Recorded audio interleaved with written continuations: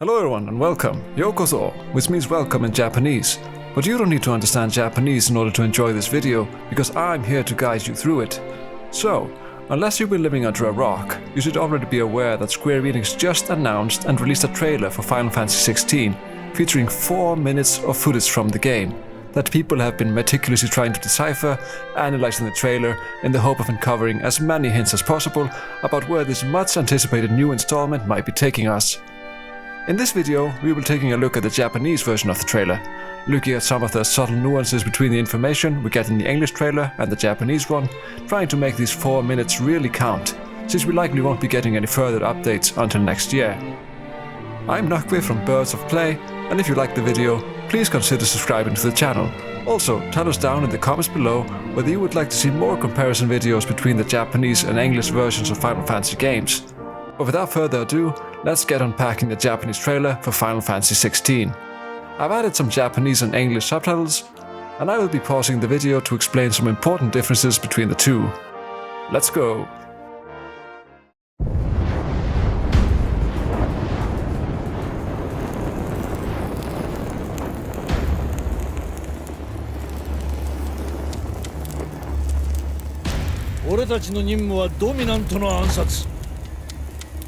So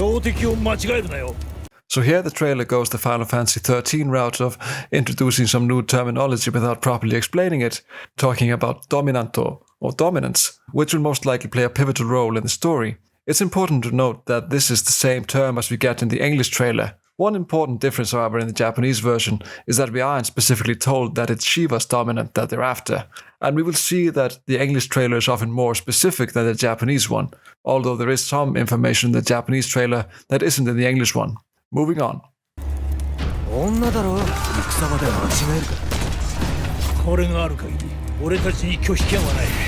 Here the Final Fantasy XV Kingsglaive captain looking guy is specifically referring to his tattoo, where he says, "Kore ga aru kagiri." So as long as this exists, they don't have the right to refuse. Even though we most likely could have guessed it from the English trailer, the tattoo seems to mark them as a part of some special group. Pressing play.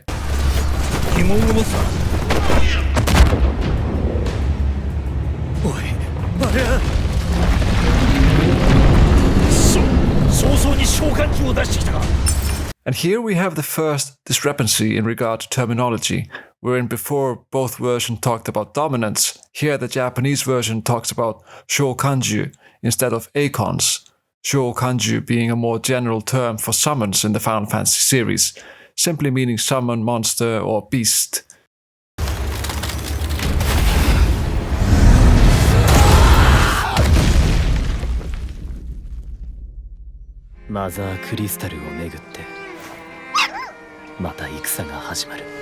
And here we see that the term Mother Crystal or Mother Crystal is shared between both versions of the game.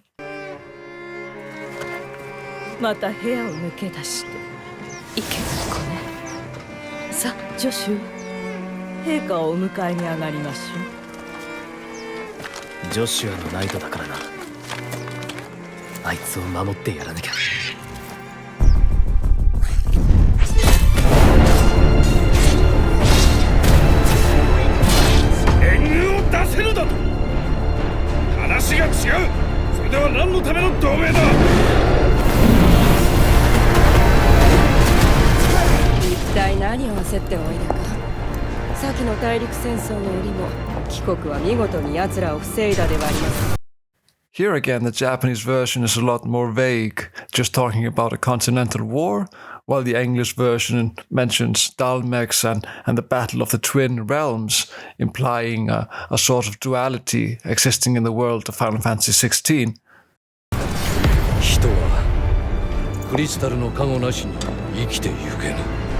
Here in the Japanese version, this very regal-looking guy just comments that people are not able to live without the blessing or the divine protection of the crystal, while in the English version he says that we specifically can't protect our realms from the spread of the blight, whatever the blight is. But the blight sounds somewhat reminiscent of Mist in Final Fantasy IX or Miasma from Crystal Chronicles, representing this sort of uninhabitable space.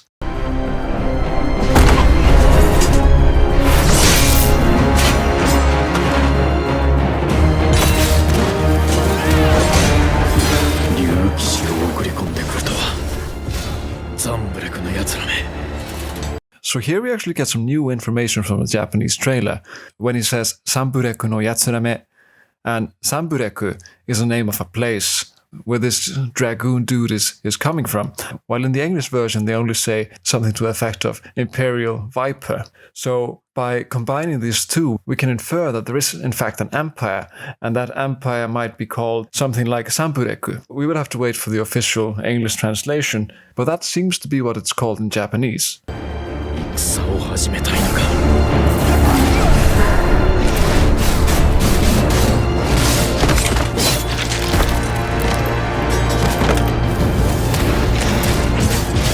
海軍の息子だ。フェニックス。ジョシュア、やめろ。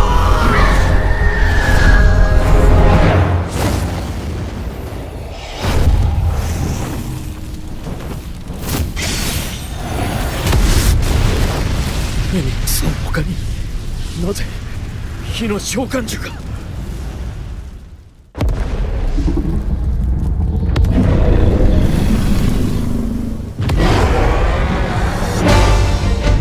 これは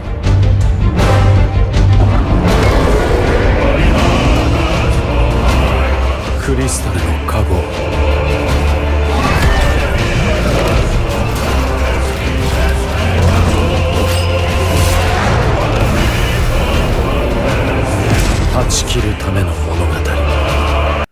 So here we probably have one of the most noticeable differences between the Japanese and the English version, maybe just because they're so literal in their presentation.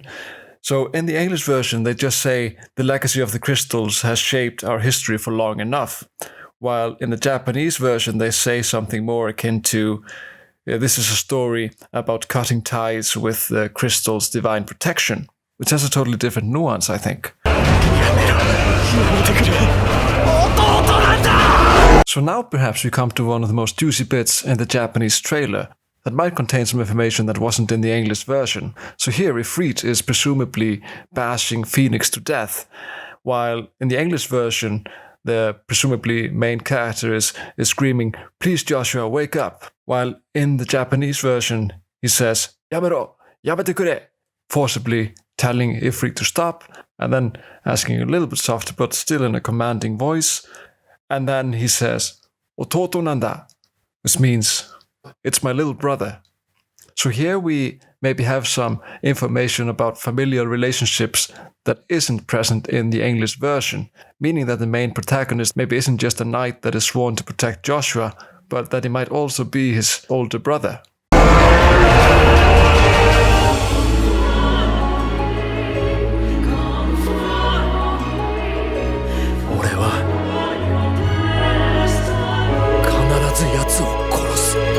And now we come to the last lines of the trailer, where in the English version he says, "I'll kill you if it's the last thing I do," while in the Japanese version he says, "I will kill that person for sure." And I sort of prefer the English version because it alludes to the passage of time in a different way and fits more neatly with the visuals, I think.